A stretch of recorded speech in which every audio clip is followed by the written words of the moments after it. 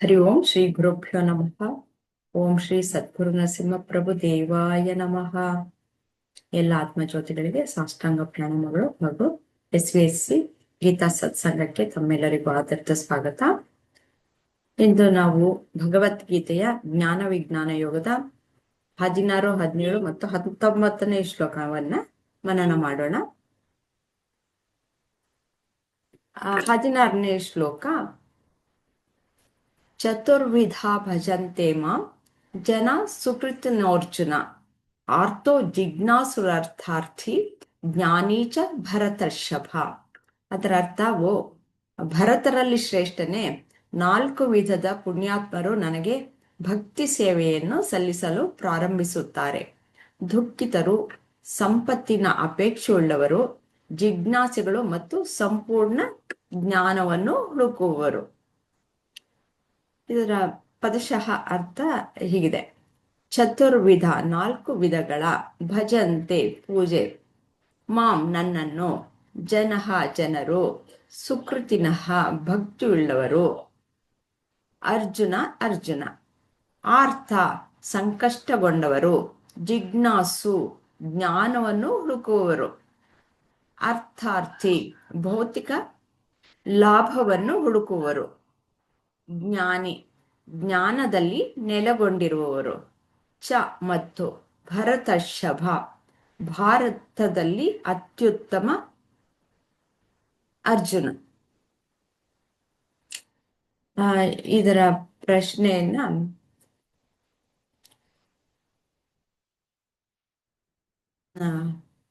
ಭಗವಂತನನ್ನು ಭಜಿಸುವ 4 ರೀತಿಯ ಜನರನ್ನು ತಿಳಿಸಿ ಅಂತಂದ್ಬಿಟ್ಟು ರತ್ನಾಜಿ ಇದರ ಪೂರ್ತಿ ಅರ್ಥವನ್ನ ಸ್ವಲ್ಪ ತಿಳಿಸ್ಕೊಡ್ತೀರಾ? ಈ ಶ್ಲೋಕದಲ್ಲಿ ಏನು ಹೇಳಿದ್ದಾರೆ? 4 ವಿಧವಾದ ಭಕ್ತರು ಇರ್ತಾರೆ. ಪರಮಾತ್ಮನನ್ನ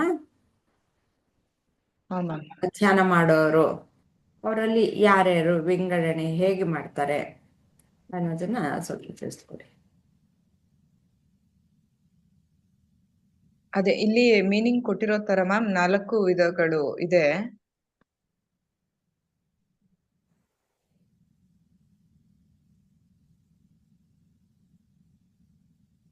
ದುಃಖಿತರು ಮ್ಯಾಮ್ ಅವರೊಂದು ಗುಂಪಾದ್ರೆ, ಸಂಪತ್ತಿನ ಅಪೇಕ್ಷೆ ಉಳ್ಳವರು ಇನ್ನೊಂದು ಗುಂಪು,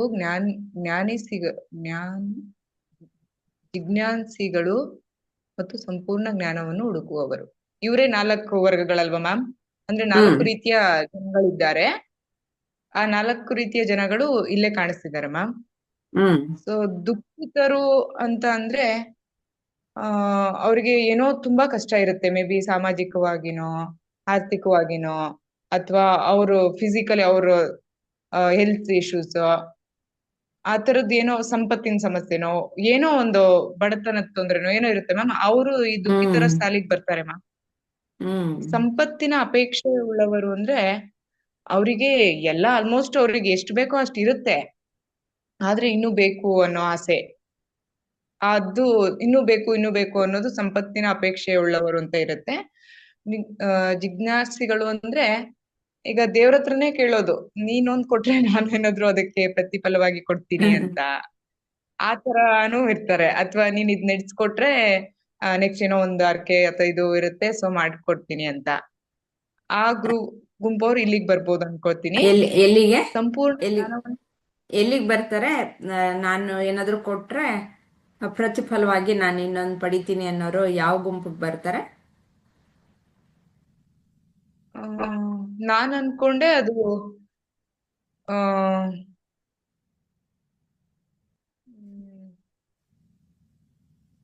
ಯಾವ ಗುಂಪಿಗೆ ಬರ್ತಾರೆ ಇವರು? 3ನೇ ಗುಂಪಿಗೆ ಬರ್ತಾರೆ ಮ್ಯಾಮ್. ಅಂದ್ರೆ ಇದು ಯಾವ ತರ ಹೇಳೋದು ಅಂತ ಗೊತ್ತಾಗ್ತಿಲ್ವಲ್ಲ.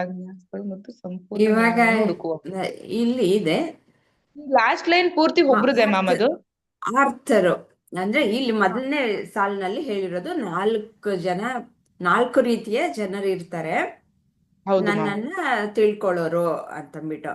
ಅದ್ರಲ್ಲಿ ಆರ್ಥರು ಒಂದು ಗುಂಪಾದ್ರೆ, ಜಿಜ್ಞಾಸುಗಳು 2ನೇ ಗುಂಪು, ಅರ್ಥಾರ್ಥಿಗಳು 3ನೇ ಗುಂಪು, ಜ್ಞಾನಿಗಳು 4ನೇ ಗುಂಪು.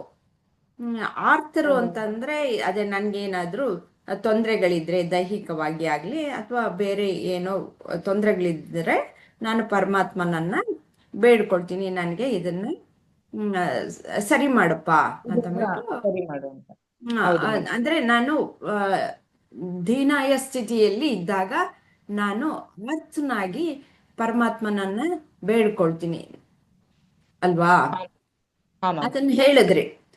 ಹ್ಮ್. ಇದು ಸ್ವಲ್ಪ ನನಗೆ ಜಿಜ್ಞಾಸು ಅಂತಂದ್ರೆ ಯಾರು, ಅದನ್ನ ಸ್ವಲ್ಪ ವಿವರಿಸಿ.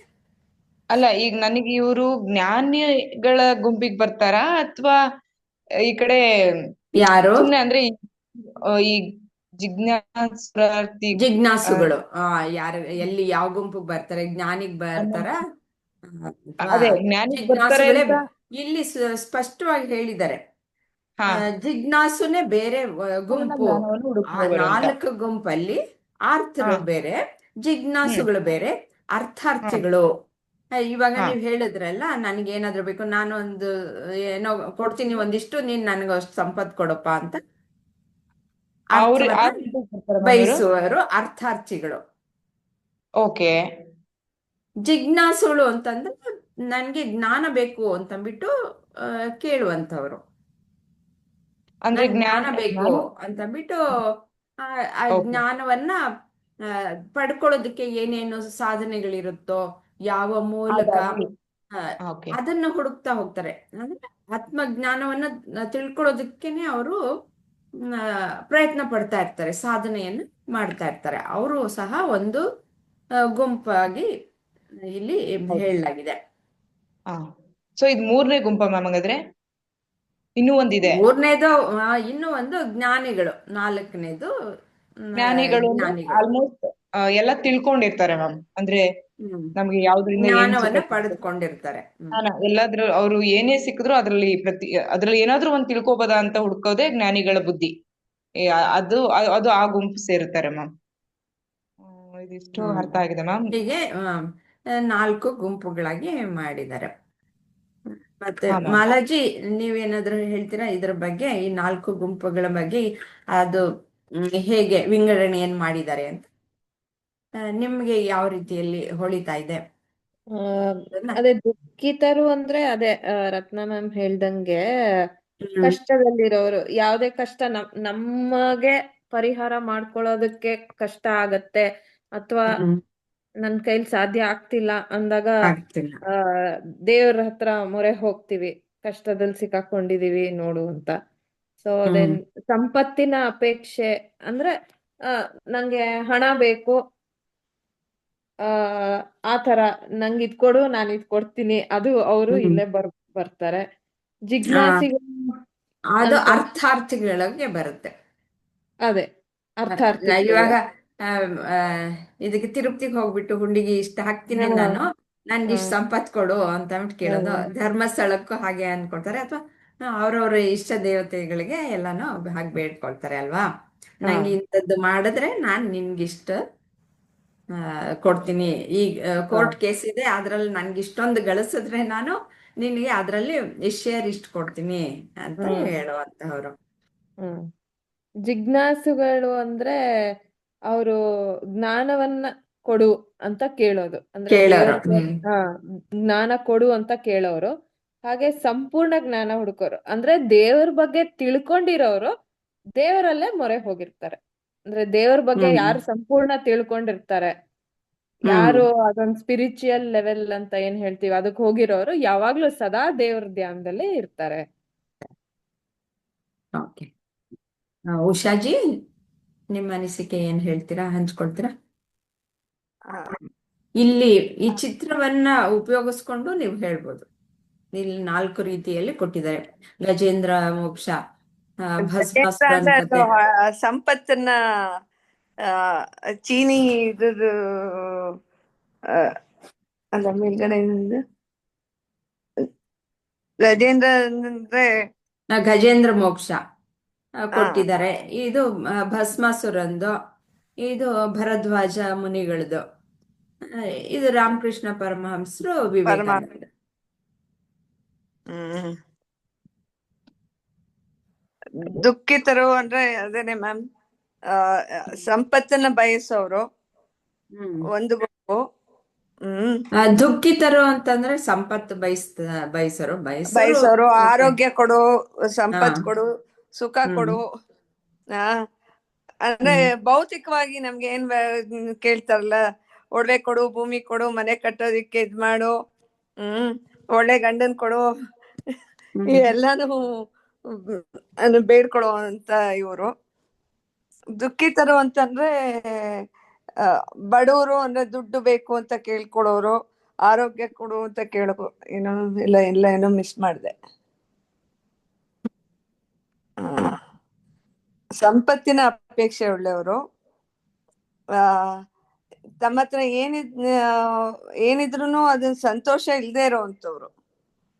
ಅವ್ರ ಹತ್ರ ಸುಖ ಸಂಪತ್ತು ಇದ್ರೂ ಕೂಡ ಇಲ್ಲ ಆರೋಗ್ಯ ಇಲ್ದಂತೆ ದುಃಖದಲ್ಲಿರ್ಬೋದು, ಇಲ್ಲ ಇನ್ನೇನೋ ಇದರಿಂದ ಲೋಕಾರೂಢಿ ಇದರಿಂದ ಏನೋ ದುಃಖದಲ್ಲಿರ್ಬೋದು, ಭಾವನೆಗಳಿಗೆ ಧಕ್ಕೆ ತಂದ್ಕೊಂಡು ದುಃಖದಲ್ಲಿರ್ಬೋದು, ಏನೋ ನಂದು ಈ ಎಕ್ಸಾಮ್ ಕಟ್ಟಿದ್ದೆ ಪಾಸ್ ಆಗ್ಲಿಲ್ಲ ಅನ್ನೋ ದುಃಖದಲ್ಲಿರ್ಬೋದು. ಅದು ಅವರೊಂದು ಗುಂಪಾದ್ರೆ, ಇನ್ನೊಂದು ಜ್ಞಾನನ ಹುಡ್ಕೊಂಡು ಹೋಗ್ತಾ ಇರೋವಂಥವ್ರು, ಹ್ಮ್ ಜಿಜ್ಞಾಸುಗಳು. ಜಿಜ್ಞಾಸಿಗಳು. ಮತ್ತೆ ಇನ್ನು ಅಂದ್ರೆ ಎಂದು ಪೂರ್ಣವಾಗಿ ಜ್ಞಾನ ಹೊಂದಿದವರು, ಪಡ್ಕೊಂಡಿರುವಂತವ್ರು ಅಂತ. ಹೀಗೆ 4 ಗುಂಪುಗಳು ಇರುತ್ತೆ ಅಂತ ಅಂದ್ಬಿಟ್ಟು ಇಲ್ಲಿ ನೋಡಿ ಗಜೇಂದ್ರ ಮೋಕ್ಷ ತೋರಿಸಿದೆ. ಅಂದ್ರೆ ಕೊನೆ ಏನು ಆ ಮೊಸಳೆ ಏನು ಹಿಡ್ಕೊಂಡ್ಬಿಟ್ಟಿದೆ ಅದರಲ್ಲಿ ಅವಾಗ ಅದು ಏನ್ ಮಾಡೋಕ್ಕೂ ಆಗಲ್ಲ. ಅದಕ್ಕೋಸ್ಕರ ಪರಮಾತ್ಮನನ್ನ ತಾನು ಏನು ಮಾಡಿನೂ ಯಾವ ರೀತಿಯಲ್ಲೂ ಅದರ ಹಿಡಿತದಿಂದ ತಪ್ಪಿಸ್ಕೊಳಕ್ ಆಗಲ್ಲ ಅನ್ನುವ ಸ್ಥಿತಿಯಲ್ಲಿ ಭಗವಂತನ ಬೇಡ್ಕೊಂಡಾಗ ಅದಕ್ಕೆ ಗಜೇಂದ್ರ ಮೋಕ್ಷ ಆಯ್ತು ಅಲ್ವಾ. ಆ ರೀತಿಯಲ್ಲಿ ಅಂದ್ರೆ ದ್ರೌಪದಿ ಒಂದು ವಸ್ತ್ರಾಪಹರಣದ ಒಂದು ಸನ್ನಿವೇಶದಲ್ಲೂ ಹಾಗೇನೆ ಪೂರ್ತಿಗೆ ಸಂಪೂರ್ಣವಾಗಿ ಭಗವಂತನನ್ನ ನಾನಿನ್ನೇನು ಯಾರನ್ನ ನಂಬ್ಕೊಂಡ್ರು ಸಾಧ್ಯ ಇಲ್ಲ, 5 ಜನ ಗಂಡಂದಿರಿದ್ರೂ ಸಹ ನನಗೇನು ಪ್ರಯೋಜನ ಇಲ್ಲ, ಅವ್ರಿಗೆ ಯಾರು ಅಷ್ಟು ಸಮರ್ಥರು ಅಂತಂದ್ಬಿಟ್ಟು ಲೋಕದಲ್ಲೆಲ್ಲ ಹೇಳಿದ್ರು ಸಹ ಒಬ್ಬ ಹೆಂಡತಿನ ಅವರು ಕಾಪಾಡ್ಕೊಳ್ಳೋದಕ್ಕೆ ಸಾಧ್ಯವಾಗ್ಲಿಲ್ಲ. ಅದಕ್ಕೆ ನಾನು ನಿನ್ ಮೊರೆ ಹೋಗ್ತಾ ಇದ್ದೀನಿ ಅಂತ ಶ್ರೀಕೃಷ್ಣನ್ ಬೇಡ್ಕೊಂಡಾಗ ಆವಾಗ ಶ್ರೀಕೃಷ್ಣ ಅವಳಿಗೆ ಏನ್ ಬೇಕಾಗಿತ್ತೋ ಅದನ್ನ ಕೊಡ್ತಾನೆ. ಆ ರೀತಿಯಲ್ಲಿ ನನ್ಗಾಗಲ್ಲಪ್ಪ ಅಂತ ಅನ್ಕೊಂಡಾಗ, ಅಂದ್ರೆ ಏನೋ ಇಲ್ಲ ನನಗೆ, ನನ್ನಿಂದ ಸಾಧ್ಯ ಇಲ್ಲ ಅಂತ ಅಂದಾಗ ಸಂಪೂರ್ಣವಾಗಿ ಶರಣಾಗಿ ಆ ದೈವವನ್ನು ನಾವು ಬೇಡ್ಕೊಂಡಾಗ ಅಂತ ಗುಂಪಿಗೆ ಸೇರಿದಂಥವರು ಆರ್ಥರು. ನನಗೆ ಬೇಕು ಅನ್ನೋದನ್ನೇ ಬೇಡೋದು, ಆದರೆ ಬೇಡುವ ರೀತಿಗಳು ಬೇರೆ ಬೇರೆ ರೀತಿಯಲ್ಲಿ ಇವೆ. ಹೀಗೆ ಭಗವಂತನನ್ನ ಬೇಕು ಅನ್ನುವಂಥ 4 ರೀತಿಯ ಜನಗಳನ್ನ ಇಲ್ಲಿ ವಿಂಗಡಣೆ ಮಾಡಿ ತೋರಿಸ್ತಾ ಇದ್ದಾರೆ. ಇನ್ನ ಈ ಜಿಜ್ಞಾಸುಗಳು ಅಂತಂದ್ರೆ ಅವ್ರಿಗೂ ನನಗೆ ಏನು ಬೇಕು ಅಂತ ಅನ್ನೋದು, ಏನು ಜ್ಞಾನ ಬೇಕು, ನನಗೆ ಆತ್ಮಜ್ಞಾನವೇ ಆಗ್ಬೇಕು, ಆದ್ರೂ ಸಹ ಅಲ್ಲಿಯೂ ಸಹ ಬೇಡಿಕೆ ಅನ್ನೋದು ಇದೆ. ಅದಕ್ಕೋಸ್ಕರ ಬೇಕಾದಷ್ಟು ಗ್ರಂಥಗಳನ್ನ ಇಲ್ಲಿ ಭರದ್ವಾಜ ಮುನಿಗಳನ್ನ ತೋರಿಸಿದ್ದಾರೆ. ಬೇಕಾದಷ್ಟು ಗ್ರಂಥಗಳನ್ನ ಓದಿ ಓದಿ ಓದಿ ಓದಿ ಅವರು ಜ್ಞಾನವನ್ನ ಗಳಿಸ್ತಾನೇ ಇದ್ದಾರೆ. ಎಷ್ಟು ಸಾವಿರಾರು ವರ್ಷಗಳು ಅವರು ಆ ಸಾಧನೆಯಲ್ಲೇ ತೊಡಗಿದ್ರಂತೆ. ಅವರು ಹಾಗೆ ಅಲ್ಲಿಯೂ ಸಹ ನಾನು ತಿಳ್ಕೊಳ್ಬೇಕು ನಾನು ಅನ್ನುವ ಒಂದು ಆಸೆ ಇದೆ. ಮತ್ತೆ ಅರ್ಥಾರ್ಥಿಗಳು ನೀವೆಲ್ಲ ಹೇಳಿದ ಹಾಗೆ ನನಗೆ ಏನು ದುಡ್ಡು ಬೇಕು, ಒಂದಷ್ಟು ದುಡ್ಡು ಬೇಕು, ಅಥವಾ ಬೇರೆ ಇನ್ನೋ ಏನೋ ಬೇಕು, ಅದೆಲ್ಲ ಬಂದ್ರೆ ನಿನಗಿಷ್ಟು ಕೊಡ್ತೀನಪ್ಪ ಅಂತ ದೇವರಿಗೆ ಹೇಳೋ ಅಂಥವ್ರು ಅರ್ಥಾರ್ಥಿಗಳು, ಅರ್ಥವನ್ನ ಬೇಕು ಅನ್ನೋರು. ಇವು 3 ಗುಂಪಿನಲ್ಲಿ ಏನು ನನ್ಗೇನೋ ಇಲ್ಲ, ನನಗೇನೋ ಕೊರತೆ ಇದೆ, ಅದಕ್ಕೋಸ್ಕರ ನೀನು ಅದನ್ನ ಕೊಡು ಅಂತ ಕೇಳೋದು ಕಾಮನ್ ಆಗಿ ಕಾಣಿಸುತ್ತೆ ಅಲ್ವಾ ಈ 3 ಗುಂಪಿನಲ್ಲೂ. ಹೌದು ಮ್ಯಾಮ್. ಆದ್ರೆ ಈ ಜ್ಞಾನವನ್ನ ಪೂರ್ತಿಯಾಗಿ ಸಂಪೂರ್ಣವಾಗಿ ಜ್ಞಾನವನ್ನ ಪಡೆದುಕೊಂಡವರಿಗೆ ಏನಾಗಿರುತ್ತೆ, ಅಲ್ಲಿ ಸಂಪೂರ್ಣವಾಗಿ ಪರಮಾತ್ಮನಲ್ಲೇ ಅವರು ಒಂದಾಗ್ಬಿಟ್ಟಿರ್ತಾರೆ. ಅವರು ಪೂರ್ಣತೆಯನ್ನ ಪಡೆದ್ಬಿಟ್ಟಿರ್ತಾರೆ. ಪೂರ್ಣತೆಯನ್ನ ಯಾರು ಪಡೆದಿರ್ತಾರೋ ಅವ್ರಿಗೆ ಬೇಡಿಕೆ ಅನ್ನೋದು ಇರಲ್ಲ. ಇವರಿಗೆಲ್ಲ ಪೂರ್ಣತೆಯನ್ನ ಪಡೀದೇ ಇರುವಂಥವ್ರು, ಈ ಮೂರು ಗುಂಪಿನವರು ಸಹ ಪೂರ್ಣತೆಯನ್ನ ಪಡೀದೇ ಇರುವಂಥವ್ರು. ಅದಕ್ಕೋಸ್ಕರ ಅಪೂರ್ಣತೆ ಇರುವಾಗ ಯಾವಾಗ್ಲೂ ಪೂರ್ಣನಾಗಬೇಕು ಅನ್ನೋದು ಬೇಡಿಕೆ ಅನ್ನೋದು ಇರುತ್ತೆ. ಅವಾಗ ಆ ಬೇಡಿಕೆಯನ್ನು ಪೂರೈಸುವವನು ಪರಮಾತ್ಮ ಅಂತಂದ್ಬಿಟ್ಟು ಪರಮಾತ್ಮನನ್ನ ಬೇಡ್ತಾರೆ. ಈ ಜ್ಞಾನಿಗಾದರೂ ನಾನು ಪರಮಾತ್ಮನ ಸ್ವರೂಪವೇ ಅನ್ನೋದು ತಿಳಿದಿರುತ್ತೆ. ಹಾಗಾಗಿ ಅಲ್ಲಿ ಬೇಡುವಂತಹದ್ದು ಏನಿಲ್ಲ. ಬೇಡುವಂತಹದ್ದು ಏನಿದ್ರು ಅಪೂರ್ಣ ಅನ್ನುವಂಥದ್ದು. ಅಪೂರ್ಣ ಅಂತ ಅನ್ಕೊಳ್ಳೋದು ಯಾವುದು? ಅಹಂಕಾರ. ಅಹಂಕಾರ ಅನ್ನುವುದು ನಾನು ಪೂರ್ಣ ಅಲ್ಲ, ಅದಕ್ಕೋಸ್ಕರ ನಾನು ಗಳಿಸ್ಬೇಕು, ಅದನ್ನು ಪಡಿಬೇಕು ಅನ್ನುವಂತಹದ್ದು. ಆ ಅಹಂಕಾರ ಅನ್ನೋದು ಸಂಪೂರ್ಣವಾಗಿ ಯಾರಿಗೆ ನಾಶವಾಗಿರುತ್ತೋ ಅಂತಹವರು ನಾನು ಪರಮಾತ್ಮ ಸ್ವರೂಪಿ ಅನ್ನೋದು ಅವ್ರಿಗೆ ತಿಳಿದಿರುತ್ತೆ. ಹಾಗಾಗಿ ಅವರು ಪೂರ್ಣತ್ವವನ್ನು ಪಡ್ಕೊಂಡಿರ್ತಾರೆ. ಅವರಲ್ಲಿ ಬೇಡಿಕೆ ಅನ್ನೋದು ಇರಲ್ಲ. ಈ ರೀತಿಯ 4 ಜನರು ಇರ್ತಾರೆ ಅಂತ ಮುಂದಿನ ಶ್ಲೋಕದಲ್ಲಿ ಇದರ ಮುಂದುವರೆದ ಭಾಗವನ್ನ ಹೇಳ್ತಾರೆ. 17ನೇ ಶ್ಲೋಕದಲ್ಲಿ ತೇಷಾಂ ಜ್ಞಾನಿ ನಿತ್ಯಯುಕ್ತ ಏಕಭಕ್ತಿರ್ ವಿಶಿಷ್ಯತೆ ಪ್ರಿಯೋ ಹಿ ಜ್ಞಾನಿನೋತ್ಯರ್ಥಂ ಅಹಂ ಸಚ ಮಮ ಪ್ರಿಯಃ.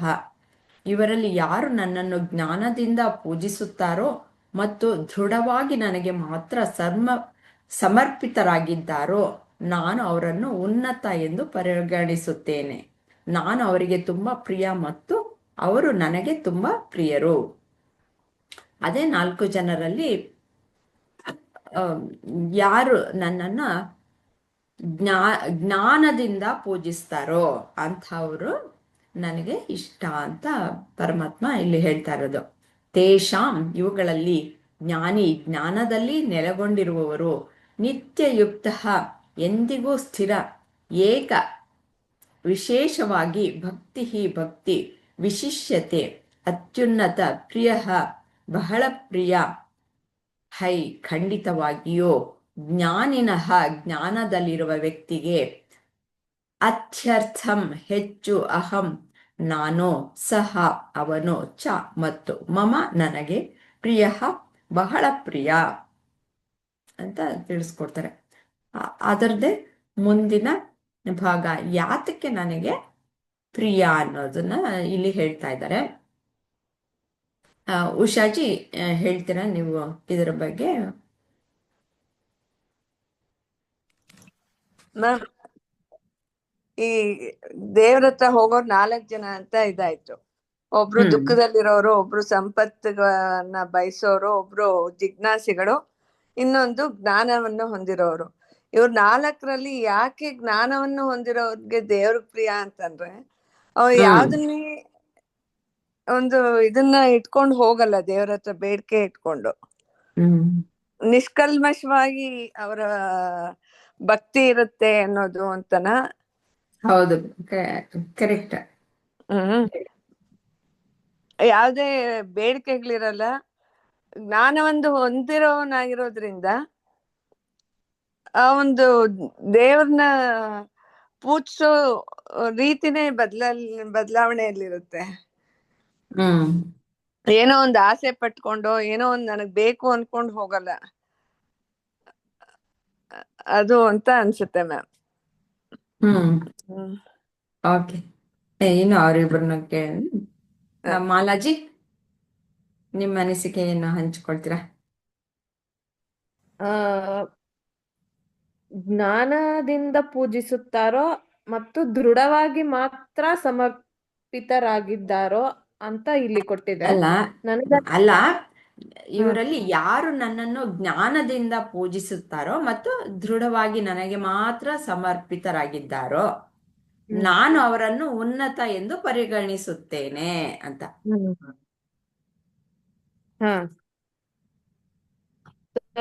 ಉನ್ನತ ಅಂತನ್ನಕ್ಕೆ ಈಗ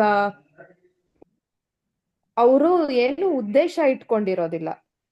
ಹಾ ನನ್ಗೆ ಅದ್ ಬೇಕು ಇದ್ ಬೇಕು ಅಂತ ಲೌಕಿಕವಾಗಿ ಯಾವ್ದಕ್ಕೂನು ಅವರು ದೇವರನ್ನ ಮೊರೆ ಹೋಗಿರೋದಿಲ್ಲ. ಅವರು ಒಂದು ಆತ್ಮೋದ್ಧಾರಕ್ಕೋಸ್ಕರ ದೇವ್ರನ್ನ ಆ ಮೊರೆ ಹೋಗಿರ್ತಾರೆ. ಸೊ ಹಾಗಾಗಿ ಅವ್ರನ್ನ ಉನ್ನತ ಅಂತ ಪರಿಗಣಿಸ್ತಾರೆ. ಓಕೆ. ಮತ್ತೆ ಇನ್ನೇನಾದ್ರೂ ಹೇಳೋದಿದ್ಯಾ?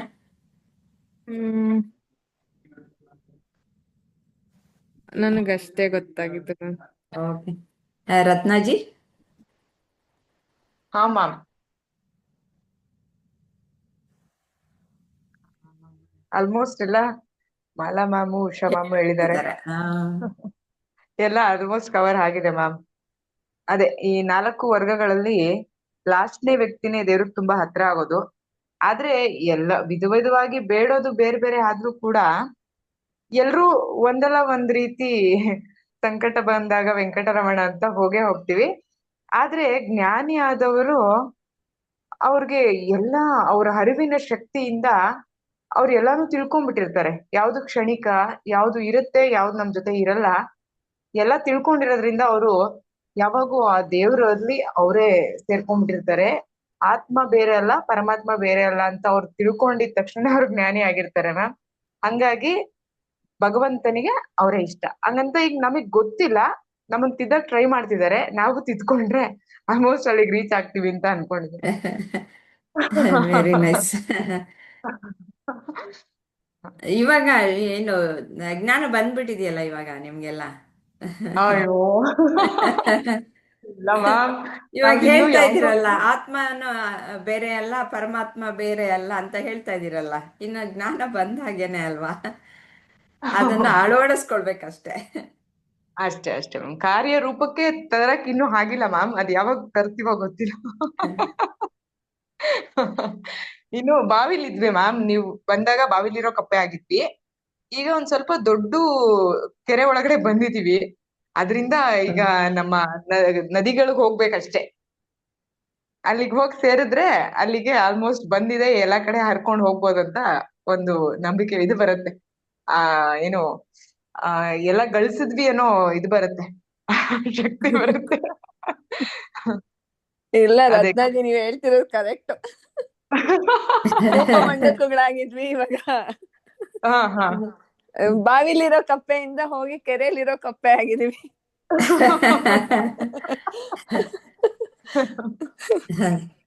ನೀವೆಲ್ಲ ನಮ್ ಭಾರತದಲ್ಲಿರೋ ದೊಡ್ಡ ದೊಡ್ಡ ನದಿಗಳು ಆಗೋಗಿದ್ದೀರಾ ಮ್ಯಾಮ್. ಸೊ ನಾವು ಈಗ ಹನಿ ಹನಿ ಎಲ್ಲ ಸೇರಿಸ್ಕೊತಾ ಇದೀವಿ, ಆಮೇಲೆ ನಿಮ್ಗ್ ಬಂದ್ ಜಂಪ್ ಆಗ್ತೀವಿ.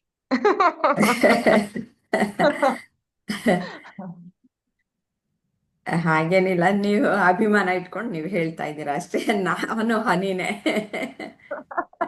ಇಲ್ಲ ಇಲ್ಲ ಮ್ಯಾಮ್, ಮರಕ್ಕಿಂತ ಗಿಡಕ್ಕಿಂತ ಗಿಡ ದೊಡ್ಡದು ಅನ್ನಂಗೆ ಎಲ್ಲಾ ವ್ಯಕ್ತಿಗಳಿಗಿಂತ ಪ್ರತಿಯೊಬ್ಬ ವ್ಯಕ್ತಿನೂ ವಿಭಿನ್ನವಾಗಿರ್ತಾರೆ ಮ್ಯಾಮ್. ಅವ್ರು ಯೋಚನೆ ಮಾಡೋದು ಪ್ರತಿಯೊಂದು ಕಲಿಯೋದು ತುಂಬಾ ಇರುತ್ತೆ ಮ್ಯಾಮ್. ಈಗ ನಾವು ಮಕ್ಕಳ ಜೊತೆ ವರ್ಕ್ ಮಾಡ್ತಿದೀವಿ, ನಮ್ಮಿಂದ ಅವ್ರು ಏನ್ ಕಲಿತಿದಾರೋ ಇಲ್ವೋ, ನಾನಂತೂ ಅವರಿಂದ ತುಂಬಾ ಕಲ್ತಿದೀನಿ. ಆ ಅದ ಹಾಗೇನೆ. ಟೀಚಿಂಗ್ ಅನ್ನೋದು ಹಾಗೇನೆ. ಹಾ ಮ್ಯಾಮ್. ಹೇಳ್ಕೊಡೋದ್ರಿಂದ ಅವರೇ ಮಕ್ಕಳೇ ಎಷ್ಟೋ ಕಲಿಸ್ತಾರೆ ಅಲ್ವಾ? ಅವರಿಂದನೇ ಬೇಕಾದಷ್ಟು ಕಲಿತೀವಿ ನಾವು. ಹೌದು ಹೌದು. ಟೀಚಿಂಗ್ ಇದು ತುಂಬಾ ಜ್ಞಾನವನ್ನು ಕೊಡುತ್ತೆ. ಅವರಲ್ಲಿ ಇರೋದನ್ನ ಅನ್ಕೊಳ್ಳೋದೇನಂದ್ರೆ ನಾವು ಅವ್ರಿಗೆ ಹಂಚ್ತಿದೀವಿ ಅಂತ ಅಲ್ಲ, ಅದರಿಂದ ಹೆಚ್ಚು ಜ್ಞಾನ ಟೀಚರ್ಗೆ ಬರುತ್ತೆ. ಹೌದು ಹೌದು ಮ್ಯಾಮ್, ಅದ್ ಹಾಗೆ. ನಾನು ತುಂಬಾ ಅನುಭವಿಸಿದ್ದೀನಿ. ಅಂದ್ರೆ ನನ್ನ ಅನುಭವ ಹಾ. ತುಂಬಾ ಸಲ ಬಂದಿದೆ ಅದು. ನಾನು ಆವಾಗಲೇ ಹೇಳಿದ ಹಾಗೇನೆ, ಹಿಂದಿನ ಶ್ಲೋಕದಲ್ಲಿ ಇವರು 3 ಜನರು ಸಹ ಆ, ಏನು ಕೊರತೆ ಇರುವಂತಹವರೇ. ಕೊರತೆ ಹೌದು ಯಾವಾಗಿರುತ್ತೆ ಅಂತಂದ್ರೆ, ಅದನ್ನು ಹೇಳ್ದೆ, ಅಹಂಕಾರ ಅನ್ನೋದು ಇದ್ದಾಗ. ಅಹಂಕಾರ ಅನ್ನೋದು ಏನು ಅಂದ್ರೆ ಮೊದಲು ಹೇಳಿದೆ ಅಲ್ವಾ, ಈ ಮನಸ್ಸಿನಲ್ಲಿ 4 ರೀತಿಯ ವೃತ್ತಿಗಳಿರುತ್ತೆ. ಅಂದ್ರೆ ಮನಸ್ಸು, ಬುದ್ಧಿ, ಚಿತ್ತ ಮತ್ತು ಅಹಂಕಾರ ಅಂತ 4 ಅವುಗಳ ಕಾರ್ಯನಿರ್ವಹಣೆಯ ಮೇರೆಗೆ 4 ವಿಭಾಗಗಳನ್ನು ಮಾಡಿದ್ದಾರೆ ಅಂತ ಬಿಟ್ಟು ಹೇಳಿದ್ದೆ ನಿಮ್ಗೆ, ಬಹುಶಃ ಜ್ಞಾಪಕ ಇರ್ಬೋದಲ್ವಾ? ಅದರಲ್ಲಿ ಅಹಂ ಹೌದು ಮ್ಯಾಮ್. ಅನ್ನೋದು ಹೌದು ಹೌದು. ನನ್ನನ್ನ, ನಾನು ಅನ್ನೋದನ್ನ ಅದು ರೆಪ್ರೆಸೆಂಟ್ ಮಾಡುವಂತಹದ್ದು. ನಾನು ಅಂತ ಏನ್ ರೆಪ್ರೆಸೆಂಟ್ ಮಾಡುತ್ತೆ ಅಂದ್ರೆ, ನಾನು ದೇಹ, ನಾನು ಮನಸ್ಸು, ಬುದ್ಧಿ ಅನ್ನೋದನ್ನೇ ಹೇಳುತ್ತೆ. ಅದು ನಾನು ಆತ್ಮ ಅನ್ನೋದನ್ನ ಹೇಳಲ್ಲ. ಯಾಕೆಂದ್ರೆ ಅದಕ್ಕೆ ಆತ್ಮ ಇದೆ ಅನ್ನೋದು ಗೊತ್ತಿಲ್ಲ.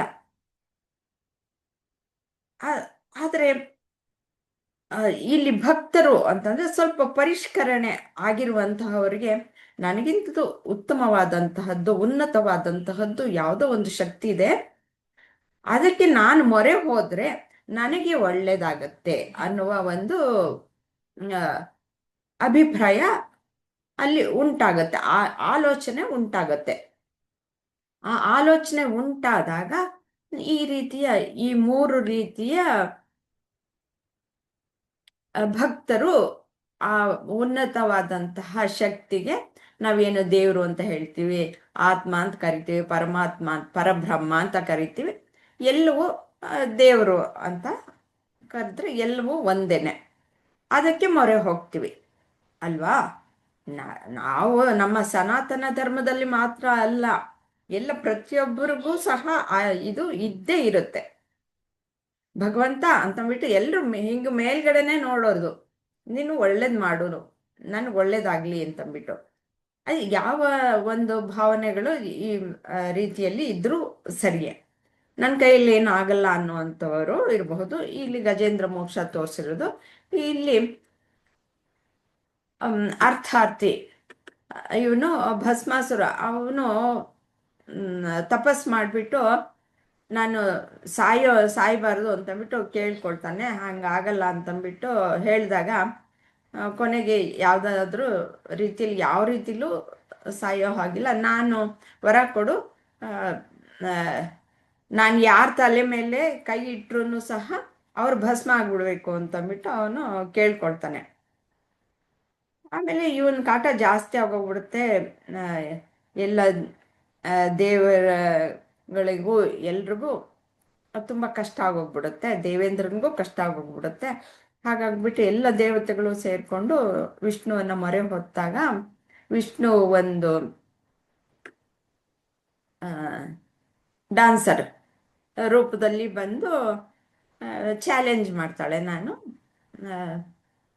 ಅಂದ್ರೆ ಅವಳನ್ನ ನೋಡಿದ ತಕ್ಷಣ ಅವನು ಮೋಹಿತ ಆಗೋಗ್ತಾನೆ. ಅವನು ನನ್ನ ಮದುವೆ ಆಗ್ತೀಯಾ ಅಂತ ಕೇಳಿದಾಗ, ನಾನು ಮಾಡ್ದಾಗೆಲ್ಲ ನೀನು ಮಾಡ್ತೀಯಾ, ನಾನು ಡ್ಯಾನ್ಸ್ ಎಲ್ಲ ಹೇಗೆ ಮಾಡ್ತೀನೋ ಹಾಗೆ ಮಾಡು ಅಂತಂದ್ಬಿಟ್ಟು ಕೇಳ್ತಾಳೆ. ಆವಾಗ ಹ್ಞೂ ಮಾಡ್ತೀನಿ ನಾನು, ನನ್ನವಳು ಆಗೋದಾದ್ರೆ ಅಂತಂದ್ಬಿಟ್ಟು ಅವನು ಅಂತಾನೆ. ಸರಿ, ಡ್ಯಾನ್ಸ್ ಮಾಡ್ತಾ ಮಾಡ್ತಾ ಮಾಡ್ತಾ ನಾನು ಹೇಗೆ ಮಾಡ್ತೀನೋ ಹಾಗೆ ಮಾಡಬೇಕು ಅಂತ ಹೇಳ್ತಾಳೆ. ಆವಾಗ ಮಾಡ್ತಾ ಮಾಡ್ತಾ ಮಾಡ್ತಾ ತಲೆ ಮೇಲೆ ಕೈ ಇಟ್ಕೊಳ್ತಾಳೆ. ಅವನು ತಲೆ ಮೇಲೆ ಕೈ ಇಟ್ಕೊಳ್ತಾನೆ. ಕೈ ಇಟ್ಕೊಂಡ ತಕ್ಷಣ ಭಸ್ಮ ಆಗೋಗ್ತಾನೆ. ಆ ಥರ ಈ ಕತೆ. ಅಂದರೆ ಆ ರೀತಿ ಯಾವುದೇ ಒಂದು ಸ್ವಾರ್ಥ ಭಾವನೆಯಿಂದ ಮಾಡಿದ್ದೇ ಆದರೆ ಅದು ನಮಗೆ ಅವನತಿಗೆ ಕರ್ಕೊಂಡು ಹೋಗುವಂತಹದ್ದು ಅನ್ನೋದು ಈ ಕಥೆಯಲ್ಲಿ ಹೇಳೋದಕ್ಕೋಸ್ಕರ ಈ ರೀತಿ ಕಥೆಯನ್ನ ಸೃಷ್ಟಿಸಿದ್ದಾರೆ ಅನ್ನೋದು ನನ್ನ ಅಭಿಪ್ರಾಯ. ಈ ಕಥೆಗಳೆಲ್ಲವೂ ಅಷ್ಟೇ, ಅದರಲ್ಲಿ ಏನೋ ಒಂದು ಹೇಳಬೇಕು, ಅದಕ್ಕೋಸ್ಕರ ಕಥೆಗಳನ್ನ ಹೇಳಿರ್ತಾರೆ. ಹಾಗೆ ಭಾಗವತದಲ್ಲಿ ಅನೇಕ ಕಥೆಗಳು ಇರುವಂಥದ್ದು, ಅದರಲ್ಲಿ ಬೇರೆ ಸಂದೇಶವನ್ನು ಕೊಡೋದಕ್ಕೆ ಕಥೆಗಳನ್ನ ಹೇಳಿರ್ತಾರೆ. ಈ ರೀತಿಯಲ್ಲಿ ಈ ಅರ್ಥಾರ್ಥಿಗಳು, ಅರ್ಥದ ಹಿಂದೆ ಹೋದಂತಹವರು ಆ ರೀತಿಯಲ್ಲಿ ತಮ್ಮನ್ನು ತಾವೇ ಹಾಳು ಮಾಡ್ಕೊಂಡ್ಬಿಡ್ತಾರೆ ಅಂತ.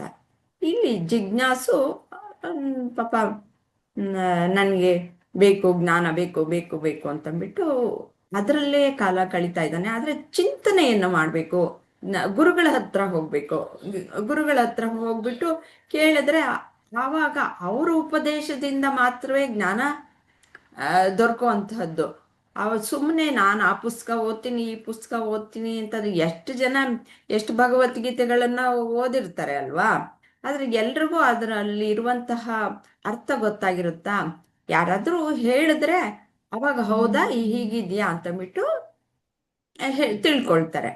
ಇಲ್ಲ ಅಂದ್ರೆ ಸುಮ್ಮನೆ ಓದ್ಕೊಂಡು ಹೋಗ್ತಾ ಇದ್ರೆ ಅಲ್ಲಿ ಏನೋ ಹೇಳಿರ್ತಾರೆ, ಇವರೋ ಏನೋ ಅರ್ಥ ಮಾಡ್ಕೊಂಡಿರ್ತಾರೆ, ಗೊತ್ತಾಗಲ್ಲ. ಅದಕ್ಕೆ ಗುರುಗಳ ಬಳಿ ಹೋಗಿ ತಿಳ್ಕೊಂಡಾಗ ಈ ರೀತಿಯ ಜ್ಞಾನವನ್ನು ಪಡಿತಾರೆ. ಪೂರ್ಣವಾಗಿ ಜ್ಞಾನವನ್ನು ಪಡೆದಿರುವಂತಹ ಪರಮಹಂಸರ ತರದವರು ವಿವೇಕಾನಂದರಿಗೆ ಎಲ್ಲವನ್ನು ಉಪದೇಶ ಮಾಡ್ತಾರೆ. ನೀನು ಅಂದರೆ ಏನು, ನಿನ್ನಲ್ಲಿರುವ ಆತ್ಮ ಮತ್ತೆ ಪರಮಾತ್ಮ ಎಲ್ಲ ಒಂದೇ. ನನ್ನಲ್ಲಿರುವ ಆತ್ಮ ಅಂದರೆ ಒಂದೇನೆ, ನಾನು ಒಂದೇ, ನೀನು ಒಂದೇ, ಎಲ್ಲೂ ಒಂದೇ. ಇಲ್ಲಿ ಆತ್ಮ ಅನ್ನೋದು ಒಂದೇ ಇರೋದು, ನನಗೆ ಬೇರೆ ನಿನಗೆ ಬೇರೆ ಅನ್ನೋದು ಇಲ್ಲ.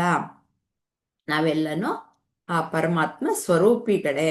ಈ ದೇಹ ಬೇರೆ ಬೇರೆ ಇರೋದಕ್ಕೆ ಬೇರೆ ಬೇರೆ ಅಂತ ತಿಳ್ಕೊಂಡು ಅಜ್ಞಾನದಲ್ಲಿ ನಾವು ಕಷ್ಟವನ್ನು ಪಡ್ತಾ ಇದ್ದೀವಿ ಅಂತಂದ್ಬಿಟ್ಟು, ಮತ್ತೆ ಅದರಲ್ಲೇ ಅವರು ಈ ದೇಹ ಮನಸ್ಸು ಬುದ್ಧಿಯಲ್ಲಿ ಅವರು ಯಾವಾಗಲೂ ಸ್ಥಾಪಿತರಾಗಿಯೇ ಇರಲ್ಲ. ನಾನು ದೇಹ, ನಾನು ಮನಸ್ಸು ಬುದ್ಧಿ ಅಂತಂದ್ಬಿಟ್ಟು ಅನ್ಕೊಳ್ಳೋದೇ ಇಲ್ಲ. ಯಾವಾಗಲೂ ನಾನು ಆತ್ಮ ಸ್ವರೂಪಿ ಅನ್ನೋದು ಅವ್ರಿಗೆ ಶತಸಿದ್ಧವಾಗ್ಬಿಟ್ಟಿರುತ್ತೆ. ಅವಾಗ ಯಾರು ಆ ರೀತಿಯ ಆಲೋಚನೆಗಳನ್ನ ಮಾಡ್ತಾ ಇರ್ತಾರೋ ಅವರು ಸಂಪೂರ್ಣವಾಗಿ ಆತ್ಮವೇ ಆಗೋಗ್ತಾರೆ, ಆ ಪರಬ್ರಹ್ಮನೇ ಆಗೋಗ್ತಾರೆ ಅಂತಂದ್ಬಿಟ್ಟು. ಇವಾಗ ಒಬ್ಬ ಯಾರೋ ಒಬ್ಬ ಇರ್ತಾನೆ, ಭಕ್ತ ಇರ್ತಾನೆ, ರಾಮನನ್ನ ಪೂಜೆ ಮಾಡ್ತಾ ಇರ್ತಾನೆ, ಧ್ಯಾನಿಸ್ತಾ ಇರ್ತಾನೆ ಅಂತಂದ್ರೆ, ಅವಾಗ ಮಾಡ್ತಾ ಮಾಡ್ತಾ ಮಾಡ್ತಾ ಏನಾಗುತ್ತೆ ಅಂತಂದ್ರೆ ಆ ರಾಮನ ಗುಣಗಳು ಅವನಲ್ಲಿ ಮೂಡ್ ಬರೋದಕ್ಕೆ ಶುರು ಆಗೋಗುತ್ತೆ. ಆ ರೀತಿಯಲ್ಲಿ ಭಕ್ತಿ ಅನ್ನೋದು ಆ ರೀತಿಯ ಪ್ರಭಾವವನ್ನು ಬೀರುತ್ತೆ. ಹಾಗೆ ಜ್ಞಾನ ಅಂತಂದ್ರೆ ಅದು ಜ್ಞಾನ ಒಂದು ಸತಿ ಶ್ರವಣ ಮನನ ನಿಧಿಧ್ಯಾಸದಿಂದ ನಾನು ಯಾರು ಅನ್ನೋದು ಗೊತ್ತಾಗುತ್ತೆ. ಇದು ಒಂದು ಸಾಧನ, ಭಕ್ತಿ ಅನ್ನೋದು ಸಾಧನ. ಆ ರೀತಿ ಪೂರ್ತಿಯಾಗಿ ನಾನು ಪರಬ್ರಹ್ಮ ಅಂತ ಯಾವಾಗ ಗೊತ್ತಾಯ್ತೋ ಅವಾಗ ಪೂರ್ತಿ ಪರಬ್ರಹ್ಮನೇ ಆಗೋಗ್ತಾನೆ ಅಂತಂದ್ಬಿಟ್ಟು ಇವರು ಎಲ್ಲ ಪರಿಪೂರ್ಣತೆಯನ್ನು ಪಡೆದೇ ಇರುವಂಥವ್ರು ಈ 3 ರೀತಿಯ ಜನಗಳು ಅಂತಂದ್ಬಿಟ್ಟು ಇಲ್ಲಿ ನಾವು ಅರ್ಥ ಮಾಡ್ಕೊಳ್ಬೇಕು. ಆದ್ರಿಂದ ಆತ್ಮನೇ ಆಗ್ಬಿಟ್ಟಿದ್ದಾಗ ನಾನೇ ಅವನೇ ನಾನು ಆಗೋಗ್ಬಿಟ್ಟಿರ್ತೀನಿ. ಅದಕ್ಕೋಸ್ಕರ ಅಲ್ಲಿ ಭೇದ ಅನ್ನೋದಿಲ್ಲ. ಅದಕ್ಕೋಸ್ಕರ ಅತ್ಯಂತ ಪ್ರಿಯವಾದವನು ಈ ರೀತಿಯ ಜ್ಞಾನಿ ನನಗೆ ಅಂತ ಶ್ರೀಕೃಷ್ಣ ಹೇಳ್ತಾ ಇರೋದು. ಅಂದ್ರೆ ಭಕ್ತಿಯಲ್ಲಿ ಉನ್ನತವಾದ ಪ್ರೇಮ ಅನ್ನೋದು ಇರುತ್ತೆ. ಆ ಪ್ರೇಮ ಅನ್ನೋದು ಏನು ಅಂತಂದ್ರೆ ಆ ಎರಡು ಜೀವಿಗಳು ಒಂದಾಗ್ಬಿಟ್ಟಿರುವಂತಹದ್ದು ಪ್ರೇಮ ಅನ್ನುವುದು. ಆ ರೀತಿಯಲ್ಲಿ ಆ ಪರಬ್ರಹ್ಮನಲ್ಲಿ ಒಂದಾಗ್ಬಿಟ್ಟಿರ್ತಾರೆ. ಹಾಗೆ ಶ್ರೀಕೃಷ್ಣ ನಾನ್ ಬೇರೆ ಅಲ್ಲ, ಜ್ಞಾನಿ ಬೇರೆ ಅಲ್ಲ ಅಂತ. ಅದಕ್ಕೋಸ್ಕರ ನನಗೆ ಅಂತಹ ಜ್ಞಾನಿನೇ ತುಂಬಾ ಶ್ರೇಷ್ಠ ಅಂತಂದ್ಬಿಟ್ಟು, ಅಂಥವರೇ ನನಗೆ ಪ್ರಿಯರು, ಅವ್ರಿಗೆ ನಾನು ಪ್ರಿಯ ಅಂತಂದ್ಬಿಟ್ಟು ಹೇಳ್ತಾರೆ. ಮುಂದಿನ ಶ್ಲೋಕಕ್ಕೆ ಹೋಗೋಣ. 19ನೇ ಶ್ಲೋಕ. ಬಹೂನಾಂ ಜನ್ಮನಾಮಂತೆ ಜ್ಞಾನವಾನ್ ಮಾಂ ಪ್ರಪದ್ಯತೆ ವಾಸುದೇವ ಸರ್ವಮಿತಿ ಸ ಮಹಾತ್ಮ ಸುಧುರ್ಲಭಃ. ಅನೇಕ ಜನನ ಮತ್ತು ಮರಣಗಳ ನಂತರ ಎಲ್ಲ ಕಾರಣಗಳಿಗೆ ಮತ್ತು ಎಲ್ಲದಕ್ಕೂ ನಾನೇ ಕಾರಣ, ವಾಸುದೇವನೇ ಸರ್ವವು ಎಂದು ತಿಳಿದು ನನಗೆ ಶರಣಾಗುತ್ತಾನೆ. ಅಂತಹ ಮಹಾನ್ ಚೇತನ ಬಹಳ ಅಪರೂಪ ಅಂತ ಹೇಳ್ತಾರೆ. ಅದು ಸಹ ಮುಂದುವರೆದ ಭಾಗವೇ ಆಗಿದೆ.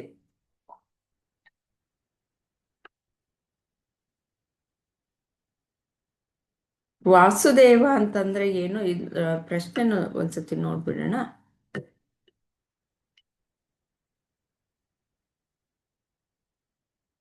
ವಾಸುದೇವ ಅಂದ್ರೆ ಏನು, ಮತ್ತೆ ಶರಣಾಗೋದು ಅಂದ್ರೆ ಏನು, ಇದನ್ನ ಹೇಳ್ಬಿಟ್ಟು ಪೂರ್ತಿ ಶ್ಲೋಕವನ್ನ ವಿಶ್ಲೇಷಣೆ ಮಾಡಿ. ಯಾರು ಶುರು ಮಾಡ್ತೀರಾ? ಮಾಲಾಜಿ, ನೀವು ಶುರು ಮಾಡ್ತೀರಾ?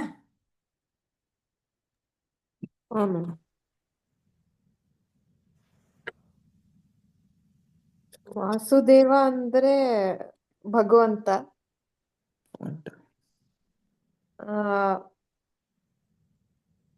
ಅವನ್ಗೆ ಶರಣಾಗುವರು ಯಾರು ಅಂತ ಕೇಳಿದಾರಲ್ಲ ಮ್ಯಾಮ್.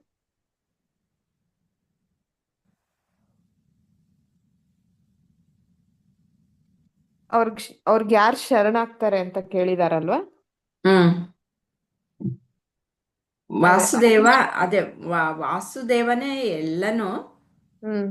ಹಾಗಂತ ತಿಳ್ಕೊಂಡು ವಾಸುದೇವನಿಗೆ ಶರಣಾಗ್ತಾನೆ ಅಂತಹ ಆ, ವ್ಯಕ್ತಿ ಅಂತಂದ್ಬಿಟ್ಟು ಹ್ಮ್ ಆ, ಯಾ ಆ, ಅದು ಅನೇಕ ಜನನ ಮತ್ತು ಮರಣಗಳ ನಂತರ, ನೋಡಿ ಅರ್ಥ ಇಲ್ಲಿ, ಅನೇಕ ಜನನ ಮತ್ತು ಮರಣಗಳ ನಂತರ ಎಲ್ಲ ಕಾರಣಗಳಿಗೆ ಮತ್ತು ಎಲ್ಲದಕ್ಕೂ ನಾನೇ ಕಾರಣ ಅಂದರೆ ಶ್ರೀಕೃಷ್ಣ ವಾಸುದೇವ ಹ್ಮ್ ಅಂತ ತಿಳ್ಕೊಂಡು ನನಗೆ ಶರಣಾಗ್ತಾರೆ. ಅಂದರೆ ನಾನೇ ಕಾರಣನಾಗಿರೋನು ಅಂತಂದರೆ ಭಗವಂತನಿಗೆ ಶರಣಾಗ್ತಾರೆ. ಭಗವಂತನೇ ಎಲ್ಲದಕ್ಕೂ ಕಾರಣ ಹ್ಮ್ ಅಂತಂದ್ಬಿಟ್ಟು ತಿಳ್ಕೊಂಡಿರ್ತಾರೆ. ಅಂತ ಹಾಗೆ ತಿಳ್ಕೊಂಡಿರೋನು ಮಹಾನ್ ಚೇತನ, ತುಂಬ ಅಪರೂಪ ಅಂತಂದ್ಬಿಟ್ಟು ಇಲ್ಲಿ ಅರ್ಥ ಕೊಟ್ಟಿದೆ. ಇನ್ನು ಸ್ವಲ್ಪ ವಿವರವಾಗಿ ಹೇಳಿ. ಹ್ಮ್ ಹಾ ಅದೇ ಇವಾಗ ನಾವು ಎಷ್ಟೇ ಇದ್ ಮಾಡಿದ್ರು ಒಂದಲ್ಲ ಒಂದ್ಸತಿ ನಮ್ಗೆ ನಾನ್ ಮಾಡಿದ್ದು, ನನ್ನಿಂದ ಆಗಿದ್ದು, ಅಥವಾ ನಾನ್ ಇದ್ ಮಾಡ್ದೆ ಅದಕ್ಕೆ ಈ ತರ ಆಯ್ತು, ಅಥವಾ ಕೋಪ ಇರ್ಬೋದು, ದ್ವೇಷ ಇರ್ಬೋದು, ಎಲ್ಲೋ ಒಂದ್ ಕಡೆ ಅದು ಮನುಷ್ಯನ ಅದೆಲ್ಲ ಮೀರಿ ನಿಲ್ಲೋದು ಕಷ್ಟ ಆಗತ್ತೆ. ಸೊ ಯಾರು ಇದೆಲ್ಲ ನನ್ನಿಂದ ಅಲ್ಲ, ಇದನ್ನ ನಡ್ಸೋನು ಬೇರೆಯವನಿದಾನೆ, ಅವನು ನಮ್ಮನ್ನೆಲ್ಲ ಕಂಟ್ರೋಲ್ ಮಾಡ್ತಿರೋರು, ನಾವು ಬರೀ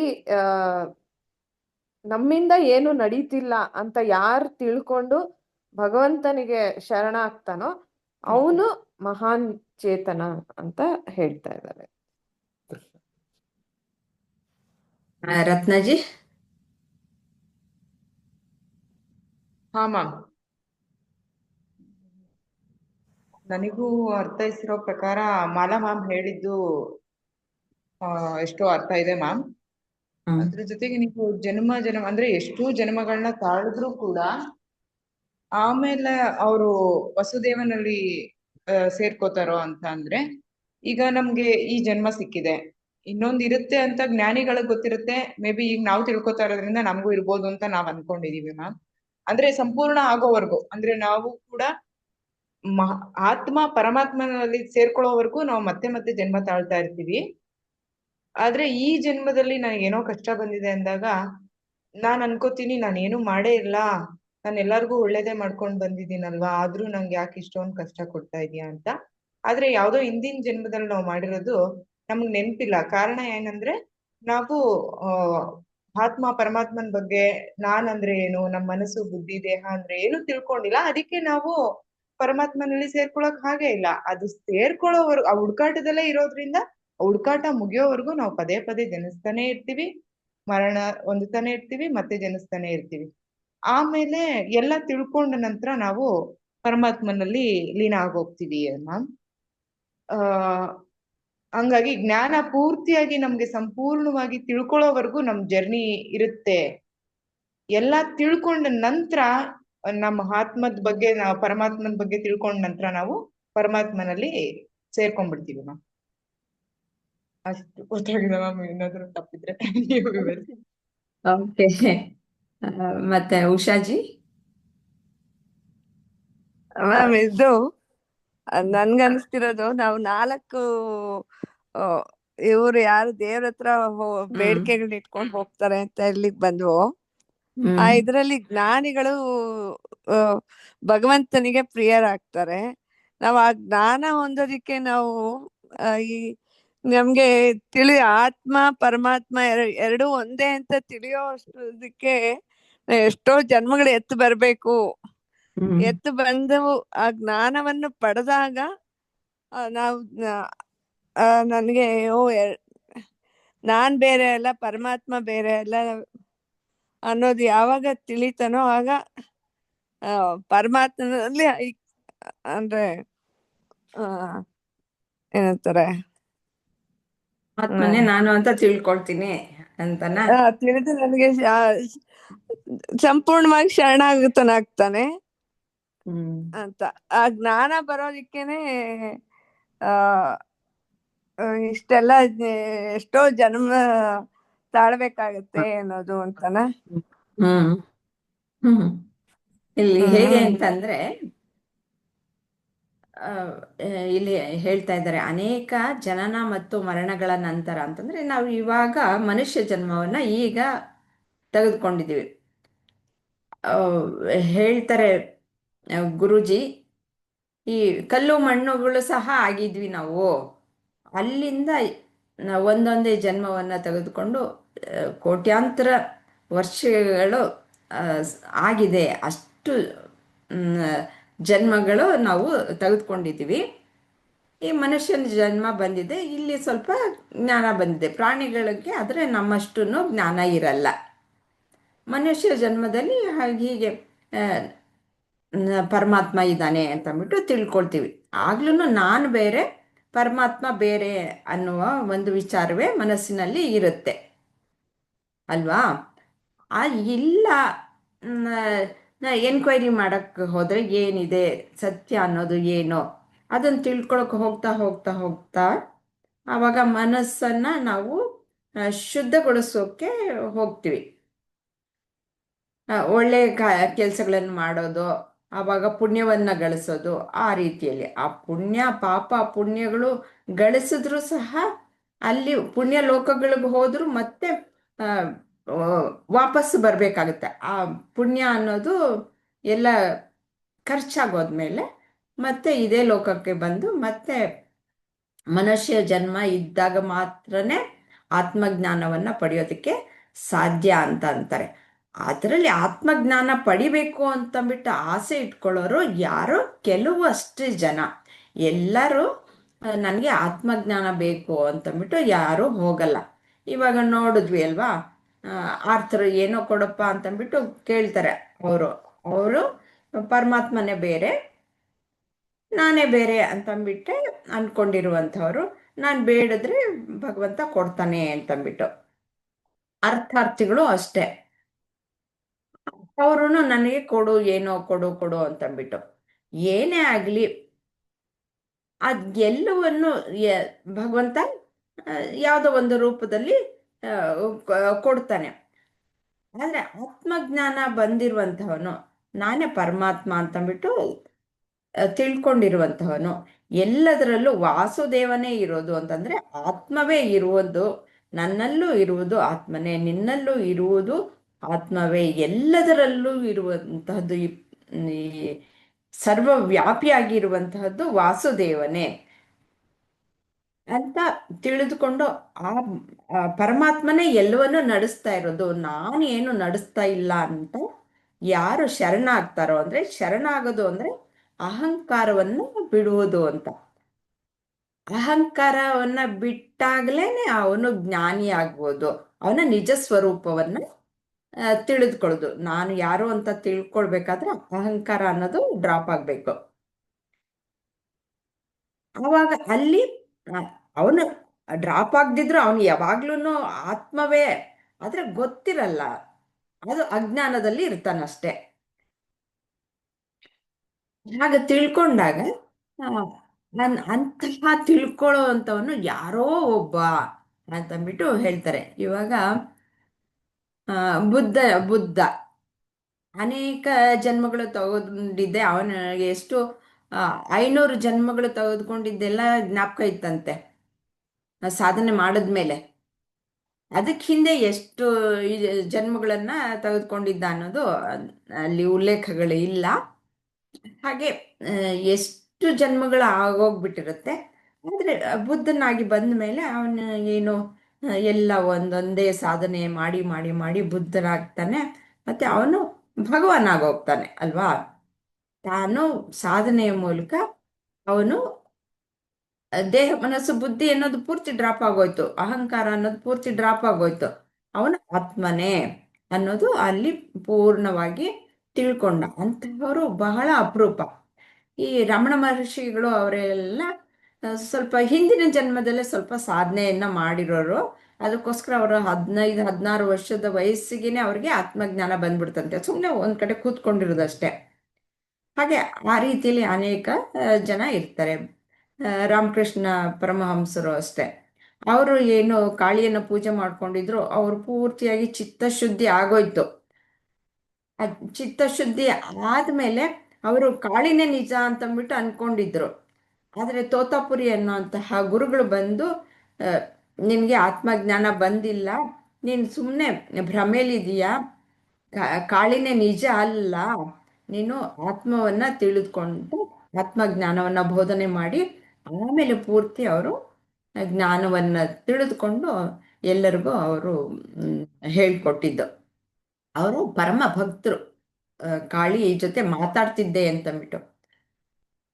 ಈ ವೇದಗಳಲ್ಲಿ ಎಲ್ಲಾನು ಹೇಳೋದು ಆ ರೀತಿಯ ಒಂದು ಇದು ಅದು ಅದು ಸಹ ಭ್ರಮೆ ಅಂತಂದ್ಬಿಟ್ಟೆ. ಅಲ್ಲಿ ಭಕ್ತಿ ಪ್ರಧಾನ ಆದಾಗ ಚಿತ್ತ ಶುದ್ಧಿ ಆಗೋಗ್ಬಿಡುತ್ತೆ. ಏನು ಎಲ್ಲ ಒಳಗಡೆ ಇರುವಂತ ಕಲ್ಮಶಗಳೆಲ್ಲ ಹೋಗ್ಬಿಡುತ್ತೆ. ಯಾವಾಗ ಕಲ್ಮಶಗಳು ಹೋಯ್ತು ಅಲ್ಲಿ ಆತ್ಮನ ಪ್ರತಿಫಲನ ಚೆನ್ನಾಗಿ ಬೆಳಗುತ್ತೆ. ಅಂತಹ ಒಂದು ಮನಸ್ಸಿದ್ದಾಗ ಆತ್ಮಜ್ಞಾನ ಅನ್ನೋದು ಸರಿಯಾಗಿ ತಿಳಿದುಕೊಳ್ಳೋದಕ್ಕೆ ಸಾಧ್ಯವಾಗತ್ತೆ.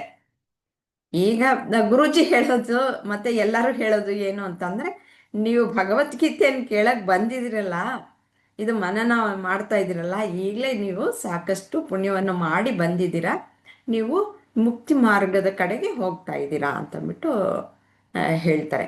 ಇದು ಜರ್ನಿ. ಈ ಒಂದು ಏನು ಕಲಿತೀವೋ ಅದು ಯಾವಾಗಲೂ ಇದ್ದೇ ಇರುತ್ತೆ. ಈ ಜನ್ಮದಲ್ಲಿ ಪೂರ್ತಿಯಾಗಿ ನಾವು ಆತ್ಮಜ್ಞಾನವನ್ನ ಪೂರ್ತಿಯಾಗಿ ಪಡ್ಕೊಂಡು ನಾವು ಆತ್ಮನ ಸ್ಥಿತಿಯಲ್ಲೇ ಸ್ಥಿತವಾಗೋದಕ್ಕೆ ಸಾಧ್ಯ ಇಲ್ಲದಿದ್ರೂ ನಾವೇನ್ ಕಲ್ತಿರ್ತೀವೋ ಅದು ಯಾವಾಗ್ಲೂ ನಷ್ಟ ಆಗಲ್ಲ, ಅದು ಮುಂದುವರಿಯುತ್ತೆ ಅಂತಂದ್ಬಿಟ್ಟು ಹೇಳ್ತಾರೆ. ನಾವು ಗಳಿಸಿದ ಮನೆ ಹಾಳಾಗೋಗ್ಬೋದು, ಆಸ್ತಿ ಹಾಳಾಗೋಗ್ಬೋದು, ಬೇರೆ ಏನೇ ಹೋಗ್ಬೋದು, ಆದ್ರೆ ಆತ್ಮಜ್ಞಾನ ಹೋಗಲ್ಲ ಅಂತ ಹೇಳ್ತಾರೆ. ಹಾಗೆ ಪೂರ್ತಿಯಾಗಿ ಪರಿಪೂರ್ಣವಾಗಿ ಬ್ರಹ್ಮಜ್ಞಾನವನ್ನು ಪಡೆದುಕೊಂಡಿರುವಂತಹವರು, ಅಂತಹ ಚೇತನಗಳು ತುಂಬಾ ಅಪರೂಪ ಅಂತ ಶ್ರೀಕೃಷ್ಣ ಹೇಳ್ತಾ ಇದ್ದಾರೆ. ಯಾತಕ್ಕೆ ಅಂತಂದ್ಬಿಟ್ಟು ಕೇಳ್ತೀರಾ? ಯಾಕೆ ನಮ್ಗೆ ಆತ್ಮಜ್ಞಾನದ ಕಡೆಗೆ ಒಲವು ಹೋಗಲ್ಲ ಅಂತಂದ್ರೆ, ನಮ್ಮ ಇಂದ್ರಿಯಗಳೆಲ್ಲನೂ ಹೊರ ಪ್ರಪಂಚವನ್ನೇ ನೋಡುವಂತಹದ್ದು. ಆತ್ಮ ಅನ್ನೋದು ಅದಕ್ಕೆ ಗೊತ್ತಾಗಲ್ಲ. ನಾವು ಏನ್ ನೋಡ್ಬೇಕಾದ್ರೂ ನಾವು ಪಂಚೇಂದ್ರಿಯಗಳ ಮೂಲಕ ಮಾತ್ರ ತಾನೇ ಗ್ರಹಿಸುವಂಥದ್ದು. ಪ್ರಪಂಚವನ್ನ ಗ್ರಹಿಸ್ಬೇಕಾದ್ರೆ ಪಂಚೇಂದ್ರಿಯಗಳ ಮೂಲಕ 5 ವಿಷಯಗಳನ್ನ ನಾವು ಗ್ರಹಿಸೋದು. ಏನು? ಶಬ್ದ, ಸ್ಪರ್ಶ, ರೂಪ, ರಸಗಂಧಗಳನ್ನು ಈ 5 ಪಂಚೇಂದ್ರಿಯಗಳ ಮೂಲಕ ಗ್ರಹಿಸ್ತೀವಿ. ಆತ್ಮನನ್ನ ಗ್ರಹಿಸೋಕೆ ಸಾಧ್ಯ ಇಲ್ಲ ಈ ಪಂಚೇಂದ್ರಿಯಗಳಿಂದ. ಅದು ಅತಿ ಸೂಕ್ಷ್ಮವಾದಂತಹದ್ದು. ಮತ್ತೆ ತನ್ನನ್ನ ತಾನೇ ಅದು ತಿಳ್ಕೊಳ್ಳೋದಕ್ಕೂ ಆಗಲ್ಲ. ಆ ರೀತಿಯಲ್ಲಿ ಇರೋದ್ರಿಂದ ಅದೇನಿದ್ರು ಜ್ಞಾನದ ಮುಖಾಂತರವಾಗಿ ತಿಳ್ಕೊಳ್ಬೇಕು. ಹೇಗೆ? ಈ ಗುರುಮುಖೇನ ಅವರು ಶಾಸ್ತ್ರಗಳನ್ನು ನೋಡಿ, ಶ್ರುತಿಗಳು ಅನ್ನೋದು ಈ ವೇದಗಳು, ಅದು ಅಪೌರುಷೇಯ, ಅವೇ ಪ್ರಮಾಣ ನಮಗೆ ಆತ್ಮಜ್ಞಾನಕ್ಕೆ.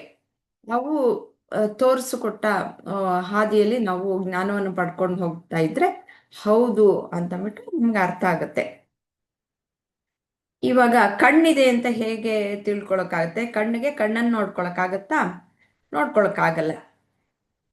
ಆದ್ರೆ ನಾನು ನೋಡ್ತಾ ಇದ್ದೀನಿ ಅನ್ನೋದು ಶತಸಿದ್ಧ ಆದಾಗ ಕಣ್ಣಿದೆ ಅನ್ನೋದು ಶತಸಿದ್ಧ ತಾನೆ.